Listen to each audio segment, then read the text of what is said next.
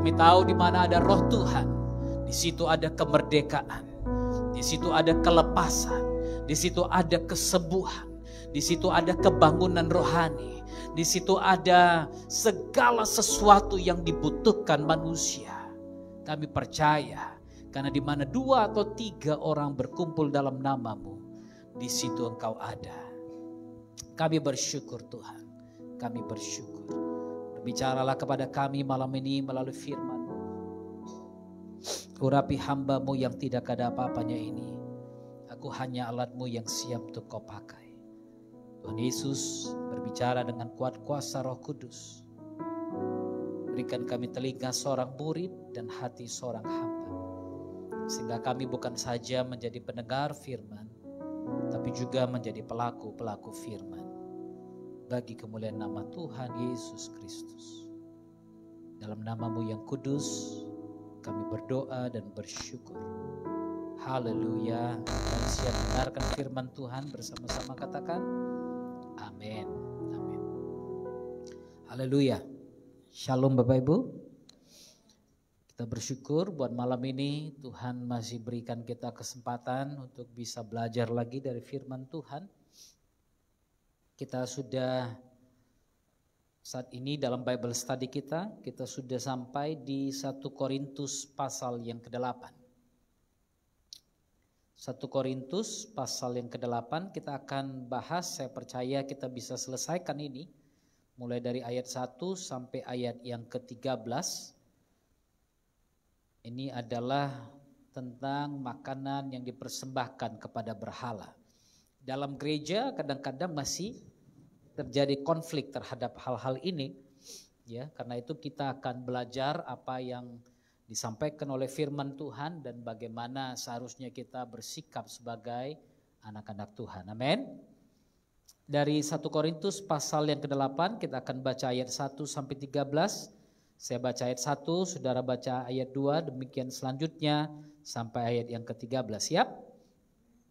Tentang daging persembahan berhala, kita tahu, kita semua mempunyai pengetahuan. Pengetahuan yang demikian membuat orang menjadi sombong, tetapi kasih membangun.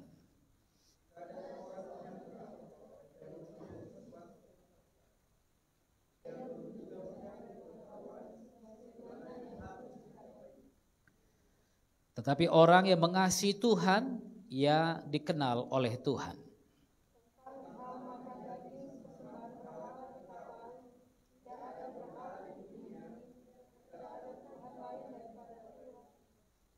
Sebab sungguh pun ada apa yang disebut ilah, baik di sorga maupun di bumi, dan memang benar ada banyak ilah atau Allah dan banyak Tuhan. Perhatikan kata Tuhannya huruf kecil yang demikian.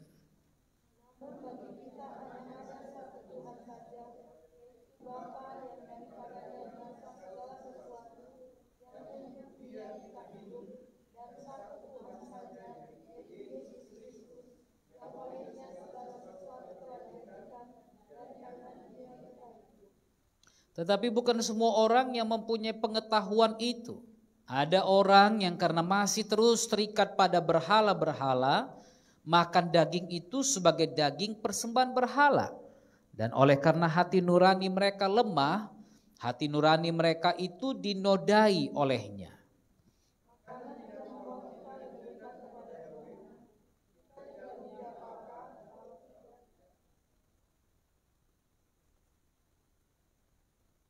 Tetapi jagalah supaya kebebasanmu ini jangan menjadi batu sandungan bagi mereka yang lemah.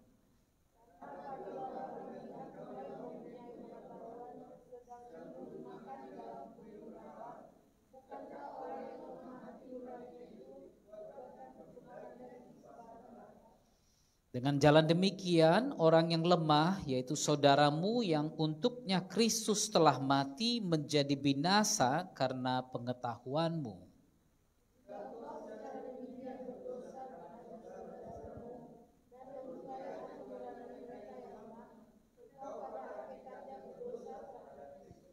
Karena itu, apabila makanan menjadi batu sandungan bagi saudaraku, Aku untuk selama-lamanya tidak akan mau makan daging lagi, supaya aku jangan menjadi batu sandungan bagi saudaraku. Haleluya. Saudara perhatikan di awal ini Paulus berbicara tentang pengetahuan. Ya, kita semua mempunyai pengetahuan. Anda ingat di awal pembahasan kitab Korintus kita sudah lihat konflik yang terjadi dalam jemaat itu.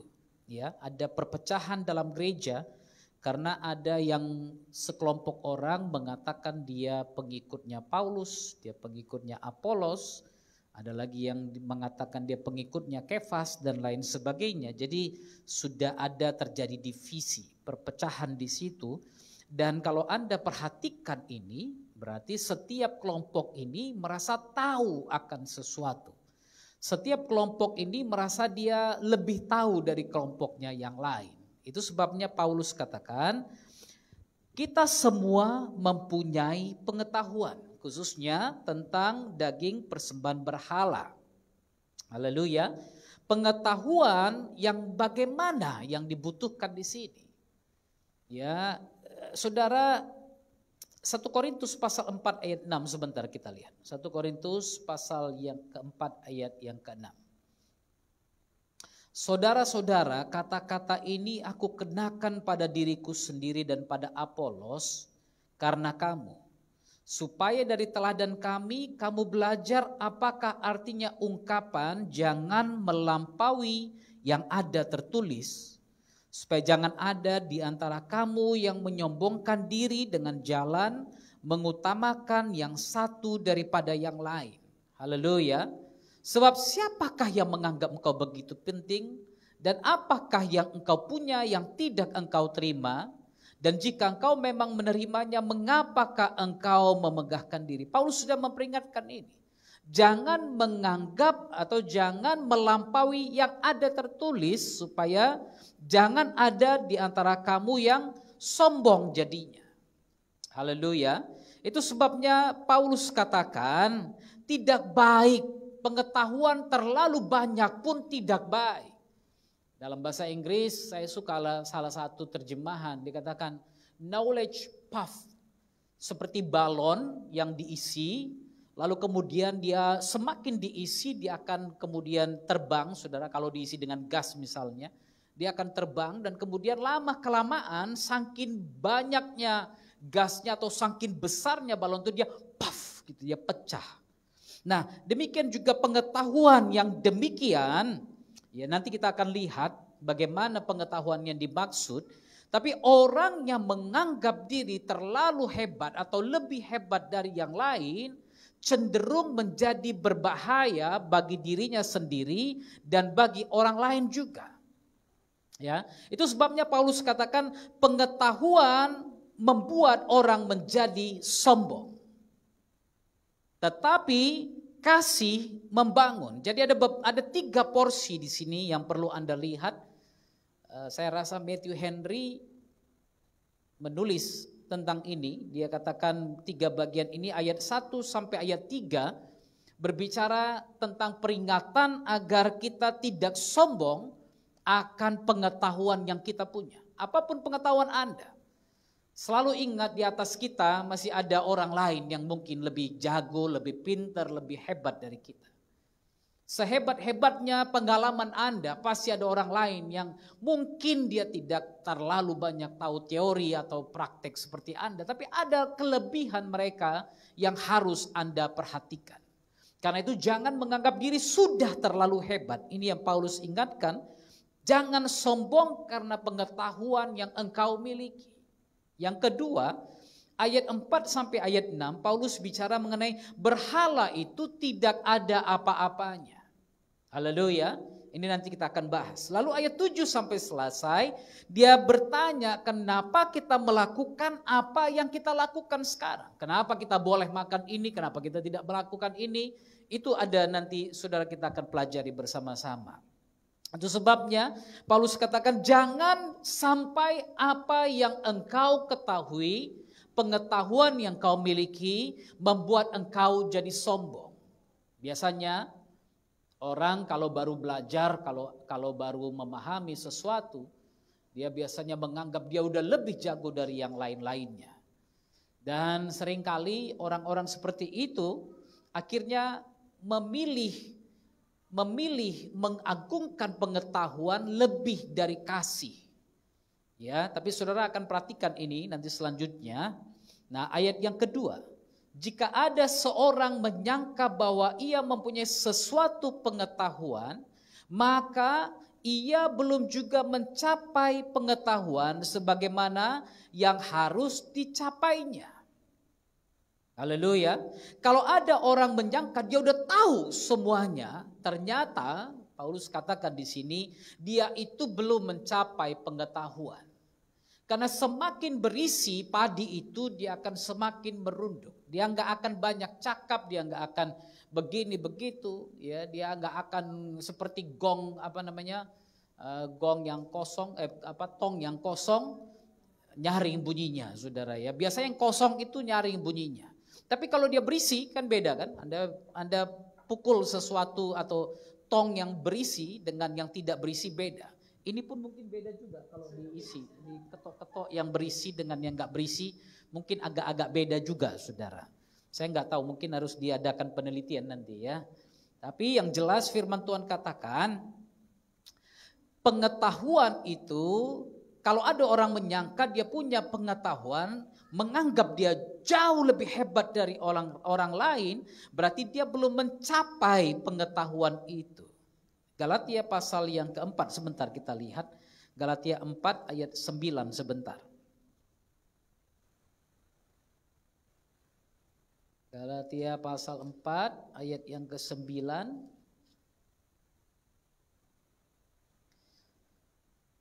Dahulu kamu tidak mengenal Tuhan. Saya baca mulai dari ayat 8. Kamu memperhambakan diri kepada ilah-ilah yang pada hakikatnya bukan Tuhan. Tetapi sekarang sesudah kamu mengenal Tuhan, atau lebih baik sesudah kamu dikenal Tuhan, bagaimanakah kamu berbalik lagi kepada roh-roh dunia yang lemah dan miskin dan mau mulai memperhambakan lagi diri kepadanya? Perhatikan ini saudara. Banyak orang yang berpikir pengetahuan itu adalah segala-galanya. Kita berbicara zaman di mana Paulus menghadapi para filsuf Yunani. Jemaat Korintus adalah jemaat yang sangat terpengaruh dengan kebudayaan Yunani. Karena mereka heterogen, mereka berasal dari banyak suku budaya tapi sangat dipengaruhi oleh budaya Romawi dan Yunani ini. Itu sebabnya mereka menganggap pengetahuan itu segala-galanya. Disitulah muncul pemikir-pemikir Sokrates, Aristoteles dan sebagainya. Mereka menganggap wow, ini segala-galanya. Bahkan zaman-zaman setelah itu mereka menganggap pengetahuan adalah segala-galanya. Tapi Paulus katakan, kamu dulu tidak mengenal Tuhan. Kamu memperhambakan diri kepada ilah-ilah yang pada hakikatnya bukan Tuhan. Tetapi sekarang sesudah kamu mengenal Tuhan, atau lebih baik, sesudah kamu dikenal oleh Tuhan. Haleluya, ini perbedaan kekristenan dengan yang lain. Saya percaya ini salah satu inti dari kekristenan. Bukan saja kita mengenal Tuhan, tapi kita dikenal oleh Tuhan itu. Haleluya. Kalau Anda tidak dikenal oleh Tuhan, maka sia-sialah kepercayaan saudara. Amin. Itu sebabnya Paulus katakan, sesudah kamu dikenal Tuhan, sesudah kamu memperoleh kasih karunia Tuhan, sesudah kamu mendapat pewahyuan kebenaran akan firman Tuhan, bagaimanakah kamu bisa berbalik lagi kepada roh dunia yang lemah, miskin dan mau mulai memperhambakan diri lagi kepadanya? Kamu dengan teliti memelihara hari-hari tertentu. Oh ini wajib Pak, hari ini Pak, hari khusus ini Pak, hari begini ini Pak, hari sembahyang ini Pak, hari ini dia Pak. Bulan-bulan, masa-masa yang tetap dan tahun-tahun. Tapi yang dimaksudkan Paulus bukan hari-hari di mana kita memperingati kematian Kristus, bukan begitu saudara. Tapi hari-hari di mana pesta-pesta budaya-budaya dari dunia masih kita lakukan. Ini yang dimaksudkan oleh Paulus. Salahkah beradat? Tidak. Tapi kalau Anda gara-gara beradat menetapkan hari-hari itu lebih penting daripada hari di mana engkau berjumpa dengan Tuhan, itu salah. Haleluya. Itu sebabnya Paulus katakan, kamu teliti. Aku khawatir kalau susah payahku untuk kamu telah menjadi sia-sia. Itu sebabnya saudara, kalau engkau merasa engkau sudah tahu semuanya, justru di situ menunjukkan engkau tidak tahu. Karena seharusnya engkau tahu bahwa engkau ini dikenal oleh Tuhan. Bahwa engkau ini adalah milik Tuhan. Dan engkau tidak boleh berbalik kepada dunia dan apa yang ada di dalam dunia ini. Ayat yang ketiga. Tetapi orang yang mengasihi Tuhan, ia dikenal oleh Tuhan. Ini yang penting. Sama seperti yang tadi. Bukan saja karena engkau sudah mengenal Tuhan, tapi karena engkau sudah dikenal oleh Tuhan.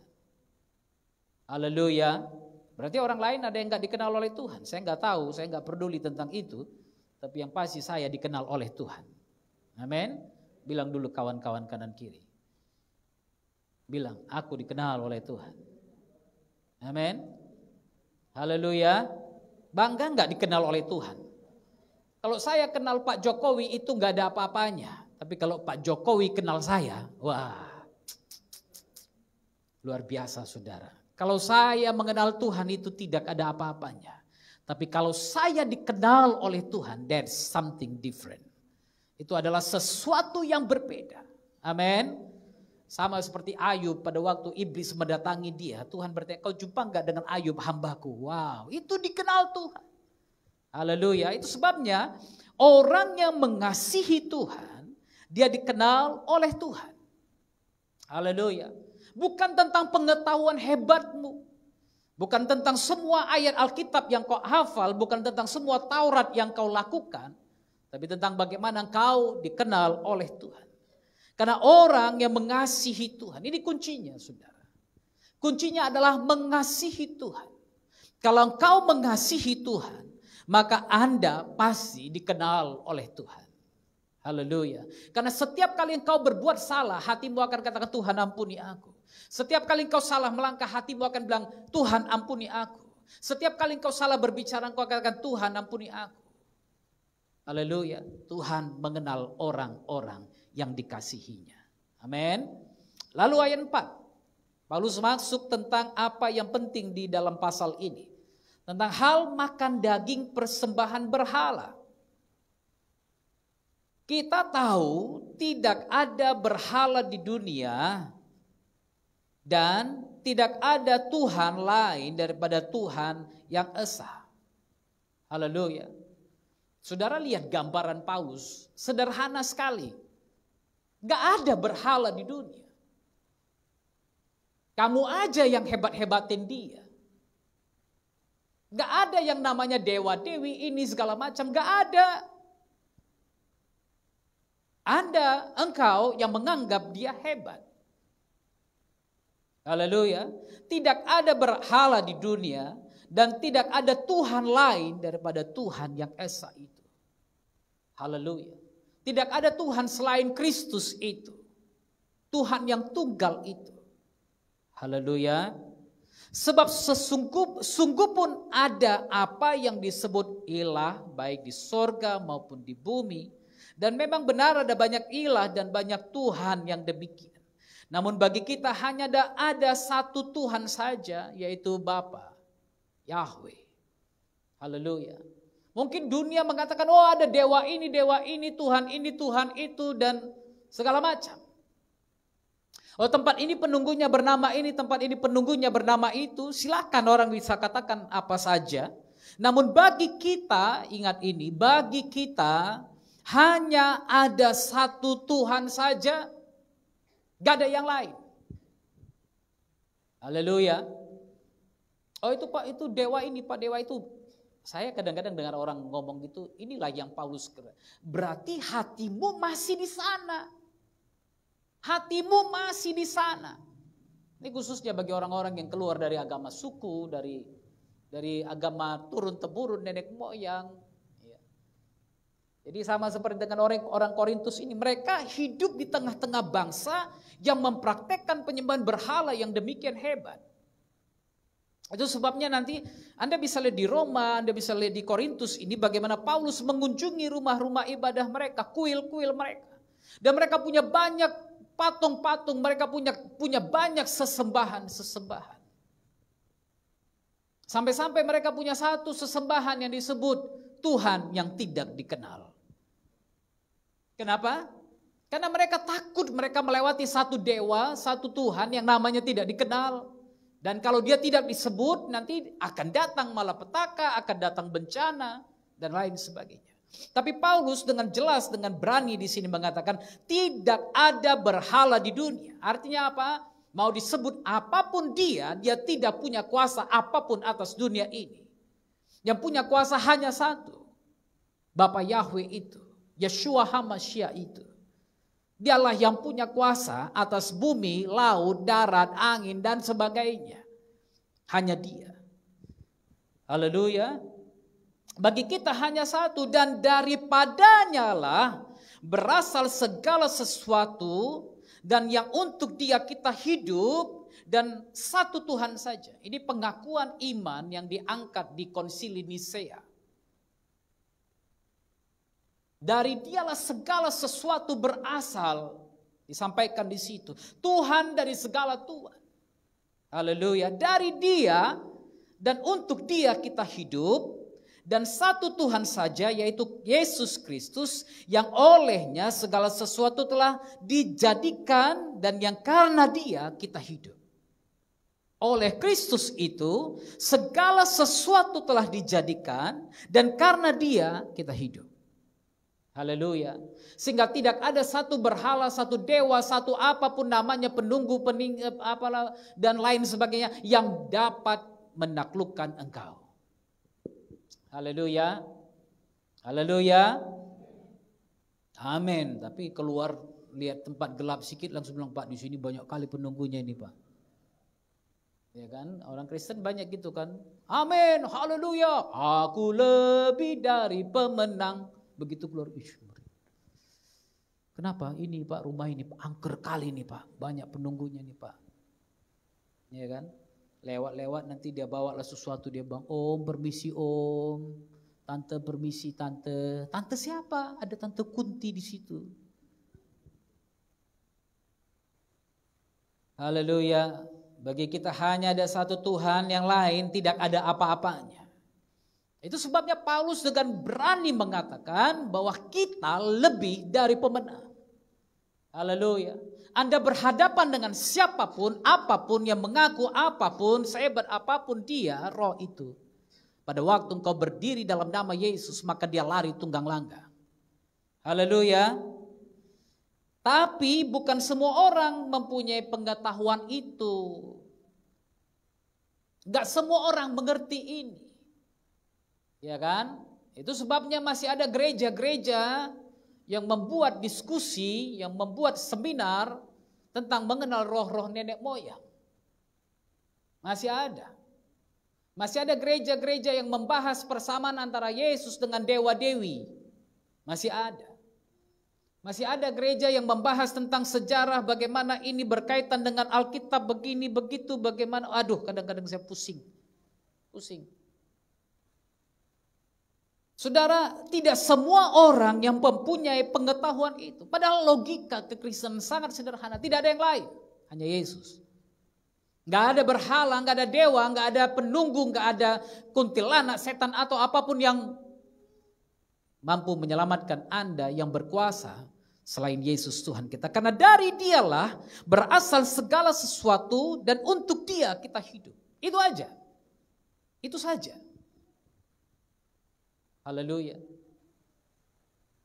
Hari ini gereja Indonesia, saya boleh berani katakan ini, cukup berduka atas kehilangan seorang hamba Tuhan yang hebat, Pendeta Pariaji.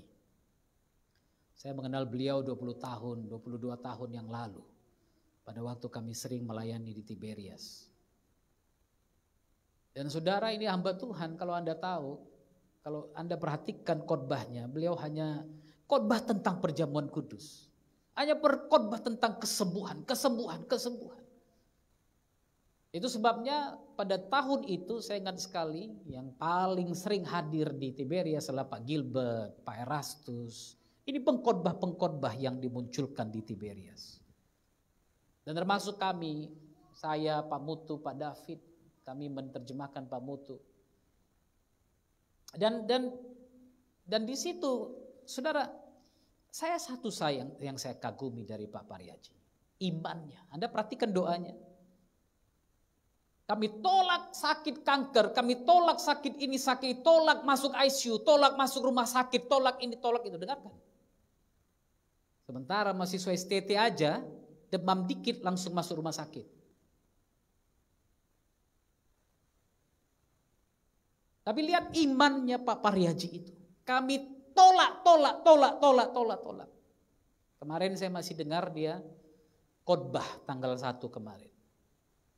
Walaupun saya udah dengar-dengar nggak ngerti juga apa yang dibilangnya. Tapi dia masih berkhotbah tanggal 1 kemarin. Tapi kemarin sore beliau menghembuskan nafas terakhir. Tanpa melewati rumah sakit, kalau saya percaya seperti itu, karena itu kepercayaannya.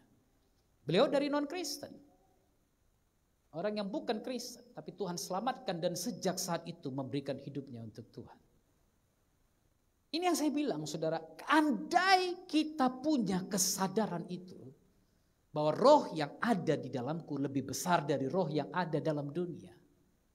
Pengetahuan yang kau punya tidak akan kau anggap lebih penting daripada pengenalan akan Kristus itu. Haleluya. Gak semua orang yang punya pengetahuan seperti yang saya sampaikan tadi. Ada orang yang karena masih harus terikat pada berhala-berhala, makan daging itu sebagai daging persembahan kepada berhala. Ini tipe pertama orangnya. Ya kan? Orang-orang yang hati nuraninya lemah.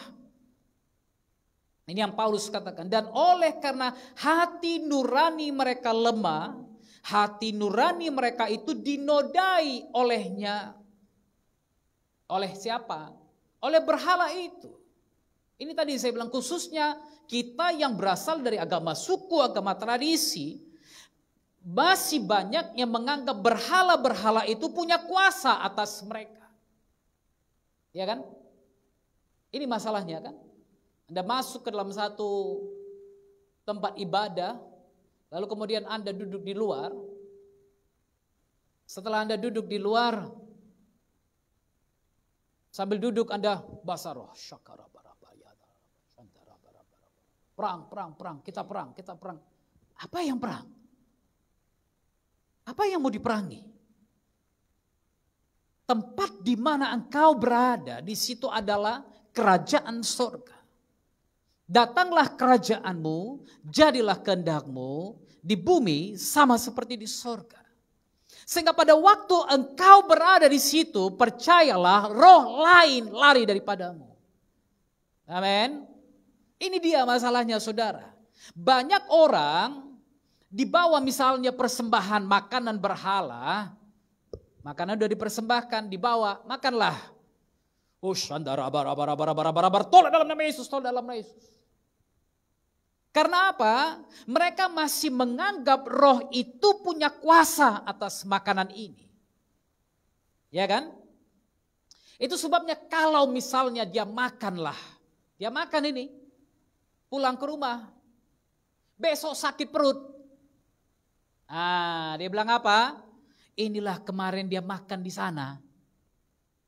Dia makan di situ, sekarang sakit perut. Udah masuk rohnya. Saudara perhatikan ini, saya tidak berusaha merendahkan siapapun, tapi saya mau Anda membuka pikiran saudara. Karena Anda tahu, nanti Paulus katakan makanan tidak membawa kita lebih dekat kepada Tuhan. Tapi Anda harus tahu roh yang ada di dalammu lebih besar daripada roh yang ada di dalam dunia.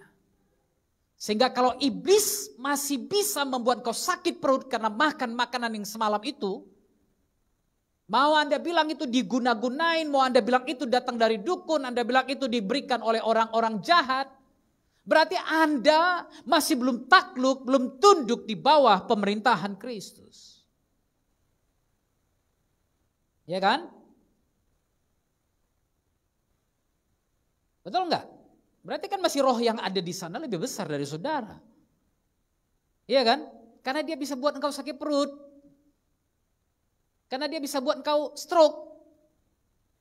Karena dia bisa buat engkau lemah, jatuh, mati. Ada orang yang pernah datang kepada saya beberapa minggu yang lalu. Dia bilang, wah Pak, suamiku setelah jumpa dengan orang ini jadi meninggal, jadi stroke dan kemudian meninggal. Lah saya bilang, berarti ibu, gimana keadaan suamimu? Suami ibu percaya Tuhan enggak? Mau percaya Pak? Kalau percaya Tuhan berarti bukan karena orang itu dia mati. Tapi memang waktu Tuhan dia meninggal. Haleluya. Kalau waktu Tuhan dia meninggal, berarti dia pulang ke rumah Bapa. Kalau dia mati karena diguna-gunain, berarti dia enggak pulang ke rumah Bapa. Betul kan? Itu sebabnya saudara, berhati-hatilah. Nampak patung binatang, pecahin. Saya pernah satu kali di Jakarta, dulu saya masih ngikut-ngikut pelayanan. Ada satu hamba Tuhan masuk ke rumah teman saya ini. Bapaknya suka koleksi Gucci besar itu saudara. Jutaan, puluhan juta, ada yang ratusan juta. Datang teman saya ini, teman kami, dia bilang hancurkan itu semua. Berhala aku lihat anjing, kucing, binatang semua lari-lari di rumah ini. Mamanya bilang jangan nanti bapakmu marah. Anak-anaknya enggak mah kita harus dengar. Akhirnya singkat cerita dihancurin lah semua saudara. Mungkin yang mahal-mahal 1-2 disisain. Lalu kemudian gak berapa lama saya datang, bapaknya ada di rumah. Dia bilang gini, ini pendeta yang ngancurin Gucci itu katanya. Wah aku udah ketakutan saudara. Saya udah ketakutan. Karena bapaknya polisi atau tentara kan, udah pensiun, berpangkat juga.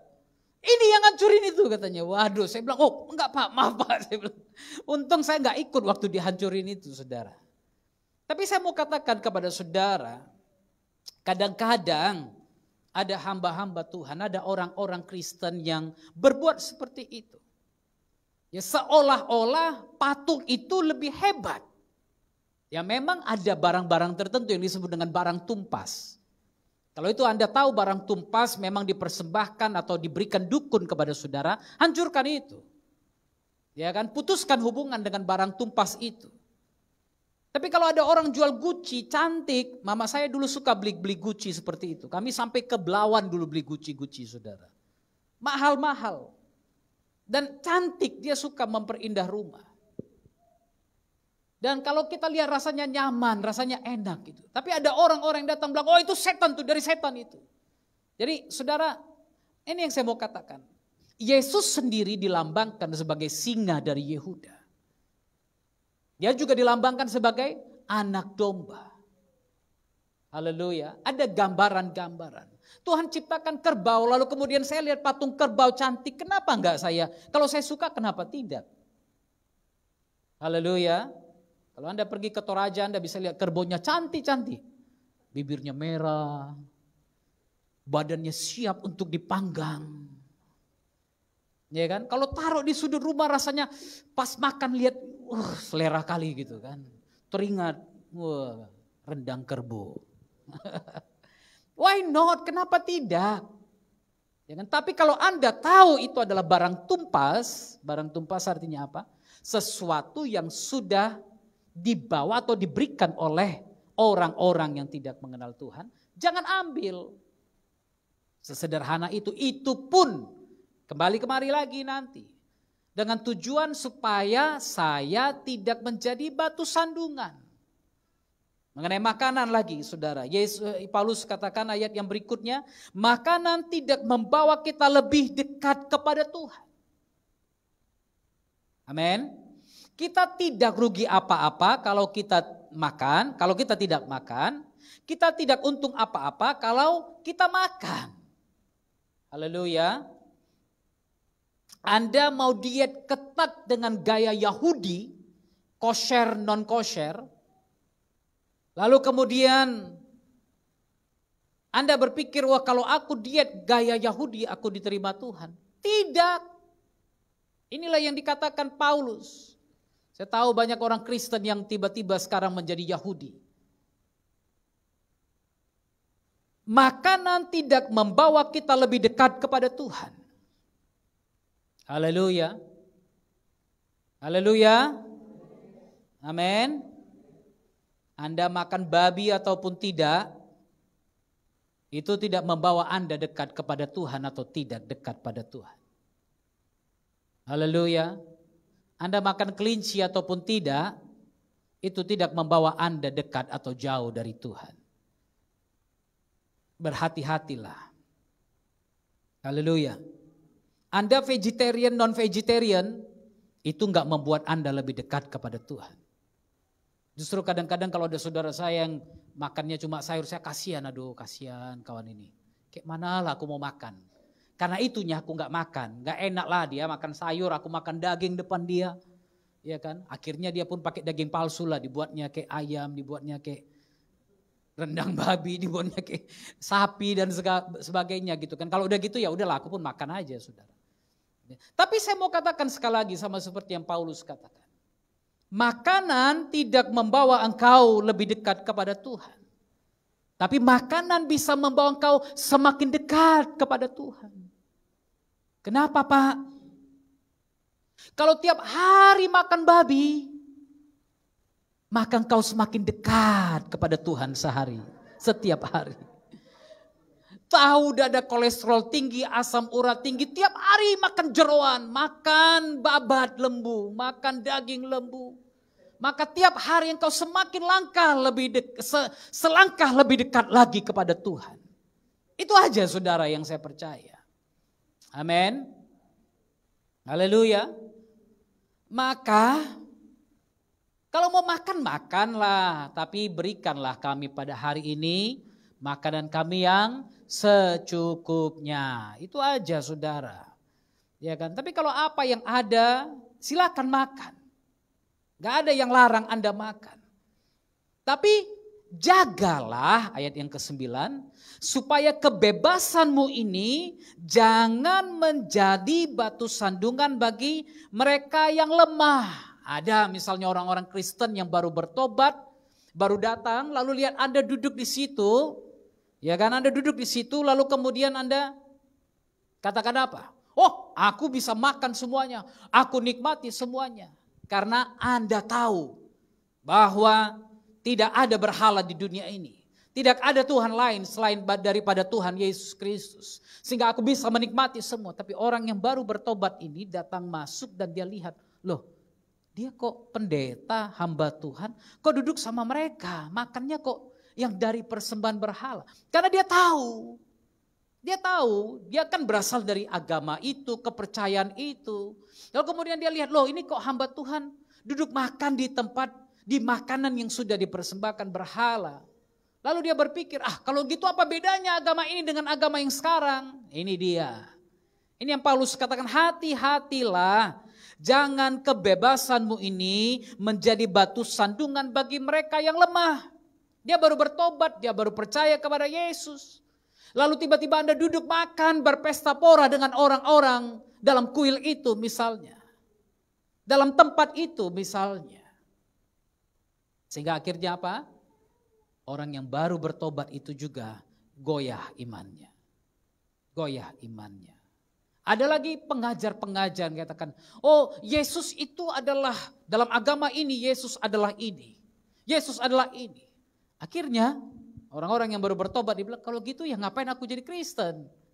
Kalau gitu ngapain aku percaya Yesus? Ya udah aku sembah dewa ini aja, kan dia sama aja dengan Yesus. Makanya saya selalu katakan, gak usah cari kritik agama lain, gak usah cari apapun dalam kitab lain, pelajarilah kitab suci kita. Pelajarilah Alkitab kita. Karena kalau engkau tahu firman Tuhan, maka engkau dikenal oleh Tuhan. Haleluya. Karena apabila orang melihat engkau yang, dengar perhatikan kata pengetahuan ada kata tanda kutip di sebelahnya. Apabila orang melihat engkau yang mempunyai pengetahuan, Anda yang serba tahu tadi, Anda yang jago berdebat tadi, Anda yang jago teori Alkitab tadi, Anda yang tahu semua bahasa-bahasa Alkitab, sedang duduk makan dalam kuil berhala, bukankah orang yang lemah hati nuraninya itu dikuatkan untuk makan daging persembahan berhala juga? Kenapa? Dia lihat, oh Bapak udah jadi contoh. Ya kan? Dalam Alkitab dikatakan ada 3 hal yang harus dihindari pada waktu konsili Yerusalem mengambil keputusan. Salah satu misalnya yang paling sering ditentang, yang paling sering dilakukan oleh orang-orang Kristen adalah makan darah. 3 hal firman Tuhan katakan dan salah satunya makan darah. Saya masih lihat pendeta santai aja, ambil babi itu kan, wah mantap ini Pak katanya. Kalau ada orang yang baru bertobat, duduk di sekitarmu dan dia lihat, bukankah apa yang Anda buat memacu, mengundang, mengajak dia untuk turut melakukan seperti itu? Bukan saya nggak bisa makan darah. Saya bisa bebas lakukan apa saja, tapi saya menghindari. Anda mengerti kata menghindari? Avoid. Kalau saya lihat di situ ada batu, saya hindari batu itu. Kan gak mungkin saya tabrak batu itu. Itu wewenang ada di saya, bukan di batu itu. Wewenang saya makan darah atau tidak, bukan di darah itu, tapi di saya. Sudah mengerti yang saya katakan? Sama halnya dengan penyembahan kepada berhala. Ini juga salah satu keputusan di Yerusalem. Jangan memakan daging yang dipersembahkan kepada berhala. Nah, Paulus menjelaskan di sini kenapa? Karena kalau ada orang yang baru bertobat, yang hati nuraninya masih lemah, begitu lihat engkau duduk di sana, dia akan berpikir apa? Bolehnya. Boleh menikmati pesta pora seperti mereka. Karena saudara jangan pikirkan seperti kita hanya duduk ya menerima makanan dari kuil, dari mana-mana begitu. Ya, Anda harus pikirkan pada masa itu, pada waktu mereka duduk persembahan berhala, mereka benar-benar berfoya-foya, mereka pesta habis-habisan. Mereka terlibat dalam segala kebiasaan yang dilakukan mereka pada waktu menyembah berhala itu.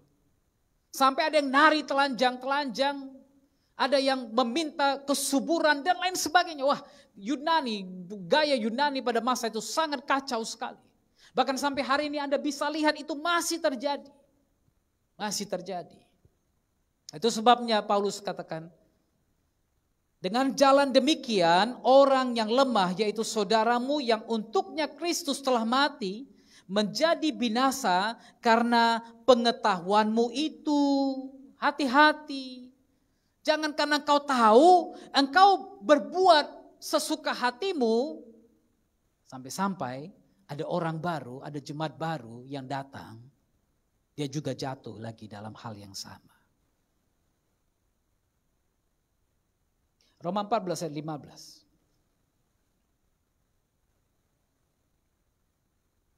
Sebab jika engkau menyakiti hati saudaramu oleh karena sesuatu yang engkau makan, maka engkau tidak hidup lagi menurut tuntutan kasih. Haleluya. Kalau engkau menyakiti hati saudaramu oleh karena sesuatu yang kau makan, Anda tahu dia enggak makan babi, Anda bilang, oh babi ini bagus, babi ini begini, babi ini begitu, babi ini sehat, babi ini begini, babi ini begitu. Sampai akhirnya orang itu sakit hati, maka engkau tidak lagi hidup menurut tuntutan kasih. Kadang-kadang kan kita gitu, ada duduk dengan kawan-kawan kita yang tidak makan daging babi. Lalu Anda bilang, makan bro, bodoh kali kau gak makan, kau gak tahu di daging paling nikmat sedunia. Dan kalau dia menjadi sakit hati karena Anda, maka semua yang Anda buat tidak ada artinya. Janganlah engkau membinasakan saudaramu oleh karena makananmu, karena Kristus telah mati untuk dia. Ini khusus bagi orang-orang yang mungkin sudah terima Tuhan tapi belum bisa makan makanan yang sama dengan saudara. Apalagi bagi orang lain, saya percaya ini juga berlaku bagi orang lain. Ayat 20. Janganlah engkau merusakkan pekerjaan Tuhan oleh karena makanan. Jangan sampai gara-gara Anda panggang babi depan gereja, gereja ditutup. Itu kan namanya merusak pekerjaan Tuhan. Ya kan? Tadinya baik-baik aja, orang kasih izin beribadah. Tiba-tiba ada satu pesta, potong 10 babi di situ. Akhirnya besok orang datang demo dan disuruhlah tutup. Ini dia saudara, jangan rusakkan pekerjaan Tuhan oleh karena makanan. Segala sesuatu adalah kudus, suci. Tetapi celakalah orang jika oleh makanannya orang lain tersandung. Hati-hati. Celakalah orang jika oleh makanannya orang lain tersandung. Hati-hati. Karena untuknya, kembali ke 1 Korintus 8 ayat 11. Untuk orang itu, saudaramu yang lemah itu, Kristus telah mati. Menjadi binasa, orang itu akhirnya menjadi binasa karena pengetahuanmu yang terlalu hebat itu. Oh bro, gak apa-apa ya bro. Karena Petrus sudah melihat penglihatan, semua daging ditunjukkan di situ bro. Dan kemudian roh itu bilang potong, sembelih, makan. Jadi gak ada lagi yang haram dan yang halal bro. Semua boleh dimakan. Karena pengetahuanmu itu, akhirnya orang lain binasa. Berhati-hatilah. Jika engkau secara demikian berdosa terhadap saudara-saudaramu, dan melukai hati nurani mereka yang lemah, engkau pada hakikatnya berdosa terhadap Kristus. Bukan kepada orang itu loh. Kamu berdosa terhadap Kristus. Saudara hati-hati. Jangan melukai hati orang lain. Jangan menyakiti hati orang lain. Karena kau yang melukai hati nurani orang lain, engkau sedang melukai Kristus. Dengan perbuatanmu, dengan sikapmu, dengan gayamu, dengan pemikiranmu, dengan gaya makanmu, dengan pengetahuanmu, engkau melukai Kristus. Haleluya. Karena itu apabila makanan menjadi batu sandungan bagi saudaraku, aku untuk selama-lamanya tidak mau makan babi lagi. Aku jangan menjadi batu sandungan bagi saudaraku. Bisa Pak Dot? Bisa gak bilang begitu? Iya kan? Kalau karena makanan, aku jadi batu sandungan bagi saudaraku, lebih baik enggak makan. Tapi untung aku kan belum jadi batu sandungan, masih bisa lah. Iya kan? Cuma minggu ini gak ada Pak Madi, jadi kita gak bisa masak itu ya kan. Bisa, oh bisa kata Pak Fitranus. Lanjut Pak, lanjut. Kita nikmati bersama-sama nanti Pak. Tapi Paulus ingatkan, kalau makanan menjadi batu sandungan bagi saudaramu, jangan makan. Haleluya. Amin. Jangan karena udah Kristen, udah terima Yesus, depan saudara ambil babi. Ini daging paling enak. Jangan, berhentilah yang gitu-gitu. Berhentilah jadi orang yang menyakiti hati orang lain, apalagi dengan makanan. Amin. Haleluya. Supaya aku jangan menjadi batu sandungan bagi saudaraku. Jangan sampai orang lain lihat, waduh inilah kalau udah kawin sama kayak gini jadi ginilah dia. Iya kan? Kadang-kadang kami di kalangan orang India begitu. Kalau ada kawin sama lintas suku, inilah lihat nih karena udah kawin sama orang ini jadi kayak gini dia. Semua dimakannya, semua dihajarnya, nggak dihargainya lagi kami gitu kan. Ingat, jangan sampai kita menjadi batu sandungan. Tapi kalau saya masuk ke keluarga istri saya fine-fine aja. Ditaruhnya daging anjing di situ kubabat. Karena bagi dia itu nggak jadi batu sandungan. Tapi kalau bagi keluarga saya itu menjadi batu sandungan, saya harus jaga. Haleluya. Jangan tunjukkan arogansi kita di hadapan keluarga. Oh aku begini, aku harus begini, ini makananku, ini makanan adatku, ini makanan sukuku, gak bisa. Jangan karena makanan kita menjadi batu sandungan. Ingat itu, pengetahuan yang terlalu tinggi membuat kita sombong dan akhirnya meledak, hancur. Sampai kadang-kadang pekerjaan Tuhan pun menjadi rusak. Karena itu jaga diri. Belajar dari apa yang Paulus katakan. Haleluya. Kalau memang ada orang yang memberikan kepada saudara, Anda tidak tahu itu persembahan berhala, hajar. Kalau dia bilang, ini udah dipersembahkan kepada berhala, jadi kok kau bawa? Ya aku mau tes kau bisa makan gak? Kalau gak jadi batu sandungan makan, gak masalah. Tapi kalau itu menjadi batu sandungan, jangan makan. Simple, sederhana. That's it. Haleluya. Tuhan Yesus memberkati kita.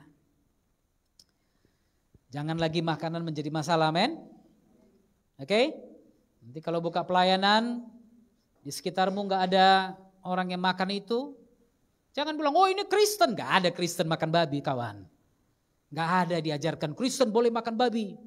Yahudi yang gak boleh. Gak ada. Amin. Yang ada adalah semua boleh dimakan, tapi kalau itu mengganggu hati nurani orang lain, saya berhenti makan. Amin. Percaya Tuhan pasti berkati saudara. Di saat kita menjadi berkat bagi orang lain, percayalah berkat itu pun kembali kepada kita. Amin. Kami bersyukur buat firman Tuhan. Kami bersyukur buat pelajaran malam ini. Karena kami tahu Tuhan yang kami sembah, Tuhan yang hidup. Tuhan yang melihat kepada kedalaman hati setiap manusia. Bahkan Tuhan melihat hati kami, motivasi kami. Apa yang kami lakukan, apakah itu karena kesombongan kami, karena kehebatan kami merasa kami lebih hebat dari orang lain. Karena kami punya roh yang besar maka kami boleh apa saja. Tuhan ampuni kami. Kalau kami masih punya sifat seperti itu. Karena Engkau mengingatkan kami dalam firman-Mu pada hari ini. Agar kami belajar menghargai orang-orang yang hatinya, yang hidupnya masih lemah. Sehingga mereka juga dapat mengenal Tuhan lebih baik. Dalam proses pengenalan mereka dengan kami, mereka juga dapat mengenal Yesus Kristus sebagai Tuhan yang memberikan kemenangan pada mereka. Menaklukkan, mengalahkan semua kuasa-kuasa, roh-roh, ilah-ilah, berhala-berhala yang tidak ada apa-apanya itu. Biarkan setiap orang yang hari ini datang kepada Yesus, yang berasal dari kepercayaan-kepercayaan yang lama, mereka sadar bahwa tidak ada satu berhala pun di luar sana yang punya kuasa. Tidak ada berhala, tidak ada ilah. Hanya Yesus Tuhan. Dan hanya pada nama itulah kami harus takluk. Hanya pada nama itulah kami harus menyembah. Hanya pada nama itulah kami harus agungkan saja. Terima kasih Tuhan. Oh haleluya. Kerajaan-Mu datanglah, kehendak-Mu jadilah. Di bumi seperti di surga. Kerajaan-Mu datanglah, kehendak-Mu jadilah. Di bumi seperti di surga. Muliakanlah Raja, segala raja, penguasa di udara diruntuhkan. Haleluya. Biarlah nama Yahweh ditegakkan sekarang. Kemuliaan kuasa-Nya atas kita. Kerajaan-Mu datanglah, kehendak-Mu jadilah. Di bumi seperti di surga. Kerajaan-Mu datanglah, kehendak-Mu jadilah. Di bumi seperti di surga. Muliakanlah Raja, segala raja, penguasa di udara diruntuhkan. Haleluya. Biarlah nama Yahweh ditegakkan sekarang. Kemuliaan kuasanya atas kita. Muliakanlah Raja, segala raja, penguasa di udara diruntuhkan. Muliakan nama Yahweh. Biarlah nama Yahweh ditegakkan sekarang. Kemuliaan kuasanya atas kita. Kerajaanmu datanglah, kehendakmu jadilah di bumi seperti di surga. Kerajaanmu datanglah, kehendakmu jadilah di bumi seperti di surga. Di bumi seperti di surga. Haleluya. Di bumi seperti di surga. Haleluya. Kami nyatakan pada hari ini, datanglah kerajaanmu dan jadilah kehendakmu di tempat ini, di bumi ini, sama seperti di surga. Karena kami tahu tidak ada berhala, tidak ada ilah Allah lain, tidak ada satupun yang berkuasa selain Yesus Kristus Tuhan kami. Kami bersyukur Tuhan. Haleluya.